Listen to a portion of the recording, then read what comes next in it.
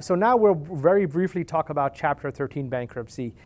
Chapter 13 bankruptcy, in my opinion, is I can't pay all my debts, but I'd like to pay some of my debts type of a bankruptcy. And so the reality of it is that what we do in a Chapter 13 bankruptcy is we take a look at your income information, your asset information, and then we create some sort of a repayment plan to try to pay back as much debt as we possibly can. And so that can be very confusing, so I'll explain it a little bit differently so that everybody can understand it. Let's say you have a house and you're 6 months behind on your mortgage, right? Well, if you file a Chapter 7 bankruptcy, regardless of your income situation, because you're behind on your house, that arrearage, that 6 months that you're behind on, that's not going to get forgiven. And so that puts you into a situation where you got to either come up with the money that you owe for those 6 months and then file the Chapter 13, or I should say Chapter 7 bankruptcy. But most people can't do that. Most people don't have 6 months of mortgage payments just sitting around. And so what you do in that case is you file a Chapter 13 bankruptcy, because what a Chapter 13 does is it allows you to take that arrearage, that money that you're behind in terms of your mortgage payments, and let's just assume it's $1,000 a month times 6 months. So that it allows you to take that $6,000 and break it up over a 3 to 5 year period in terms of repayment. Now,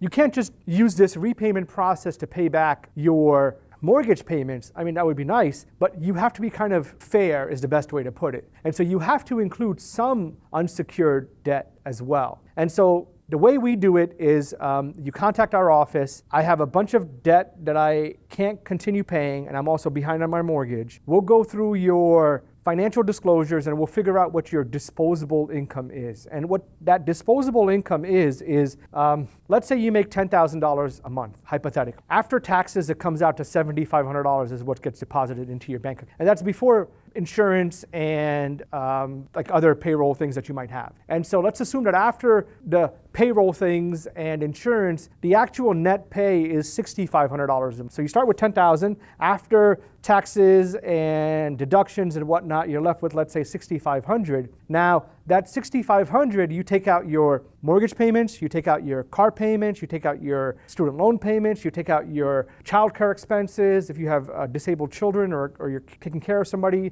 you take out those expenses as well. And then afterwards, whatever you're left over with, and again, this is after groceries and other required expenses that you might have, whatever you're left over with, we call that disposable income. And so let's say at the end, your disposable income is $500, and you multiply that by, let's say, 3 years or 5 years, depending on the type of bankruptcy Chapter 13 plan you have. Well, whatever that disposable income totals to over the next 3 to 5 year period, that's how much money is going to get paid to your unsecured creditor. Now let's think about that. You owe $100,000 in debt, but over the next 3 to 5 year period, your disposable income totals to $30,000. Well, the remaining $70,000, because remember, we started with $100,000 in unsecured debt, $30,000, which is going to be the payments over the next 3 to 5 year periods, 3 to 5 year period, based off of your disposable income, and therefore that remaining $70,000 gets discharged. So that's why I call it I can't pay my debts all at one time, but I'd like to pay as much as I can over the next period of time type of a bankruptcy. Chapter 13 is really designed for people that are behind on their mortgage payments or behind on secured assets, or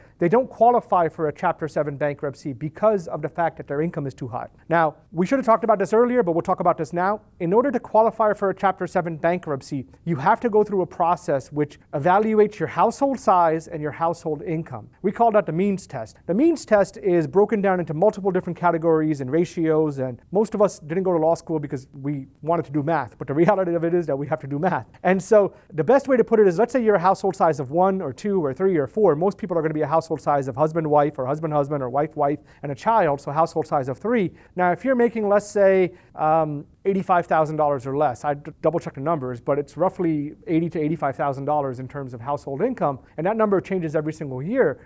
Then in theory, you qualify for a Chapter 7 by default. But if you don't make less than that dollar amount, and it's possible you're making $150,000 a year. I did a bankruptcy last week for a couple that make $300,000 a year, and they still qualified for a Chapter 7. So the point I'm trying to make is that there's still ways to qualify you, but let's just say we can't qualify you for a Chapter 7, and you're making way more than the median income amount in the state of Florida for a household size of 3 or 2 or 1 or 5 or whatever your household size is. Then in that case, by default, you should be filing a Chapter 13 bankruptcy. Now, if you're on the fence, then we go through the full-blown means test. And the means test will take into consideration your household income, your household expenses, and any sort of other mitigating factors that might allow you to stay into a Chapter 7. The goal here is to put you into a Chapter 7. But if we have to put you into a Chapter 13, then we put you into a Chapter. In the state of Florida, there's a heck of a lot more Chapter 7s being filed than there are Chapter 13. I prefer Chapter 7s. They're cheaper, they're faster, they're easier, but we can also do Chapter 13s as well. So I talked briefly about how it works, but I'll go into a little bit more detail. And so the detail is all in the numbers. We take your disposable income, and again, your disposable income is based off of your monthly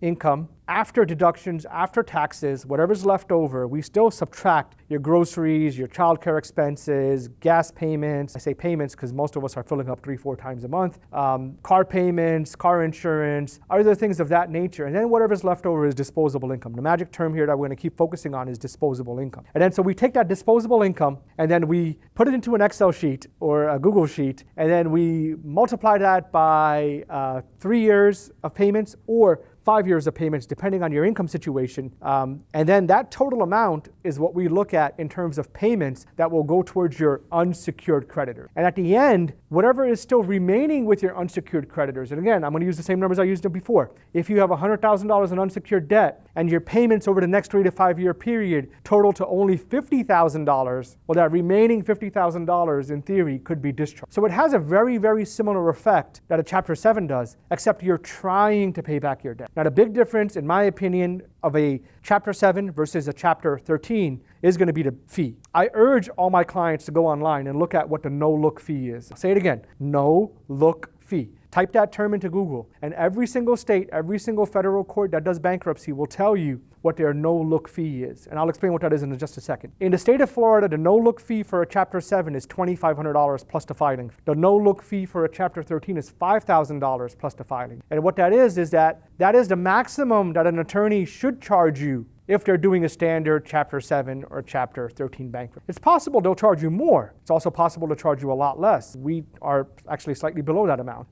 And the reason why they can charge you more is if there's other mitigating factors which require them to charge you more because there's so much more work that they have to do. I see some curious eyes. So the way to explain this a little bit differently is if your bankruptcy has a lot of paperwork that the attorney has to go through, well, he or she's going to charge you a lot more money. If you have multiple businesses, multiple streams of income, multiple heavy assets, and I'm talking about assets that are financed, well, in that theory, your attorney and his law firm or her law firm has to do a lot more work. So I urge you to look at this. I urge every student here. I urge my clients. I urge the students. That number changes. That no-look fee changes.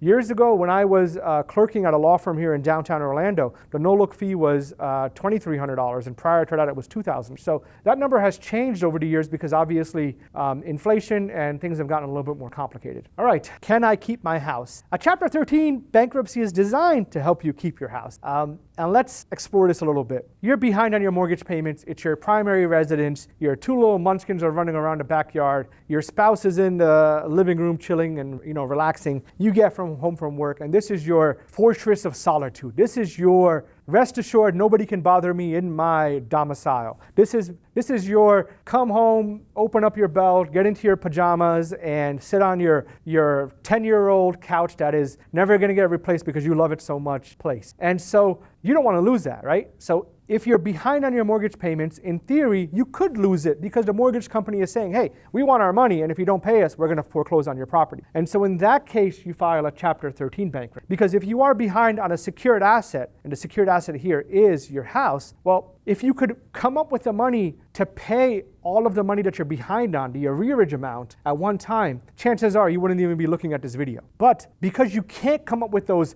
3 months or 6 months or 8 months of payments all at once, you file a Chapter 13 bankruptcy. Because now what you've done is you've taken that 3 months or 6 months or 8 months or whatever it is of payments that you're behind on, and instead of paying it off all at once, you're breaking it up over a 36 to 60 month period. So it buys you a lot more time. So I urge folks, like if you're into a situation where you are behind on your mortgage payments and you just can't come up with the amount that they're requesting, and the forbearance process hasn't helped you out here, then I urge you to consider filing a Chapter 13. Can I keep my car? In my opinion, this is a stupid option, but a lot of folks will file a Chapter 13 because they want to keep their. I'll explain this differently because I know everybody's looking at me like I'm crazy. Your car is a depreciating asset. Funny story, back in the 2000s, I was in the dot-com industry and I bought my sibling, spoiled little sibling, a brand new car, only to realize that as soon as you drive it off the lot, the darn thing drops by 10% in the value. So vehicles are depreciating assets. I urge you not to